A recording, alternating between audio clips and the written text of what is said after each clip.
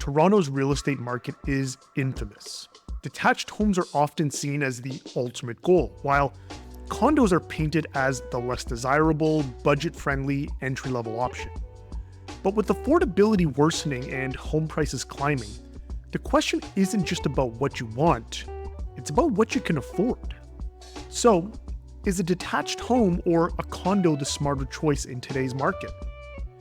Here's what we're covering today. We'll break down affordability, compare quality of life, and dive deep into investment potential. And stick around because we're also going to explore why larger condos might be the hidden gems no one is talking about, and why developers are missing the mark by not building them. So let's start with the most pressing question, affordability. Because no matter how much you want something, it all comes down to what you can actually afford. Detached homes in Toronto currently have a benchmark price of just over $1.6 million, $1,621,900, while condos come in at just over $670,000 at $672,700. That's a massive price gap of around $950,000, enough to make detached homes unattainable for most first-time buyers or many move-up buyers. Now let's look at how this has changed over time.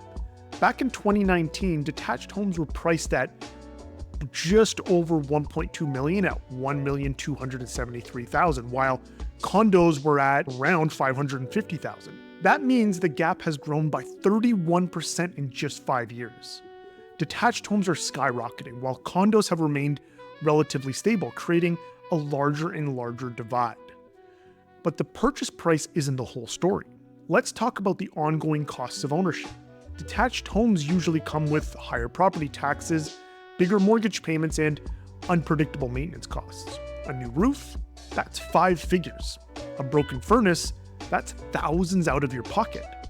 Condos, on the other hand, have monthly maintenance fees. Sure, those fees feel like a burden, but at least they're predictable. And then there's financing. For any home priced over $1 million, you're required to put down at least 20%. For a detached home at the benchmark price, that's over $320,000 up front. Condos priced under $1 million still qualify for 5% down payments, which makes them much more accessible. Now, here's a new wrinkle, and I'm sure some of you have already been screaming at the screen. Starting December 15th of this year, that $1 million threshold for 20% down is being raised to $1.5 million. So on the surface, this might seem like good news, but in reality, it just allows buyers to take on more debt. And in Toronto's market, that can be a risky move. And I know what some of you may also be thinking. Comparing a detached home to a one-bedroom condo doesn't feel fair. What about larger condos, those 2+ den or family-sized units? Don't worry, we'll dive into those later. And spoiler alert, the numbers might surprise you. Okay, so affordability is one thing, but what's it like to actually live in one of these spaces? Let's break down the quality of life differences between detached homes and condos. So detached homes clearly win this round, no question. They offer private yards, no shared walls, and more space to spread out. This is ideal for families, people working from home, or anyone who wants true privacy. But here's the thing, not everyone needs or wants all of those things. Condos, especially newer ones, are rethinking layouts to maximize functionality in smaller footprints. For some buyers, having less space actually means less to clean, less to maintain, and less stress. And then let's talk amenities. Condos bring something detached homes just can't offer. Gyms, pools, party rooms, and even rooftop terraces. And usually it's all of those things. You get all of this without having to leave your building. But with detached homes, you have the freedom to add your own amenities. Want a backyard pool? Build it. Want a home gym? Set it up. Detached homes are about flexibility at a cost, while condos are about convenience. And on the note of convenience, condos are also typically located in walkable, transit-friendly neighborhoods with restaurants, shops, and work all within reach. Detached homes, on the other hand, are generally in areas that are less serviced by those things. So often in kind of suburban or suburban adjacent areas, which means longer commutes and more reliance on cars. It's the classic trade-off, space versus accessibility. Then let's get into the data and really break this down. Right now, detached homes are priced, like we said, at $1,621,900 as of October 2024, while condos are at $672,700. That's a gap of almost $950,000, or roughly 141% more for a detached home compared to the average condo. And I know, the average condo is likely a studio or one bedroom, but let's talk about larger condos, those 2+ den or family-sized units. These are a better comparison for buyers considering a detached home, obviously. But the average price for these condos is $952,457. That narrows the gap with detached homes to $669,000. Let's put that into perspective. That $669,000 gap means a larger condo still costs about 41% less than a detached home. So for buyers who need space but can't stretch their budgets to over $1.6 million, larger condos offer a much more realistic alternative. These units give you enough room to meet family needs without completely breaking the bank. And then here's the interesting part. While average condo prices actually fell 1% year over year, larger condos actually appreciated by 1.5%. So these family units are holding their value, and for good reason. Buyers want space and they're willing to pay for it. But here's the issue. Developers are still targeting investors with small, high-yield units. These are great for rental income, but they don't meet the needs of families or long-term residents. If developers focused on larger condos, we could see a real shift in the market. The demand is there, but the supply simply isn't. All right, now let's speak to the investors out there. Detached homes offer unparalleled flexibility.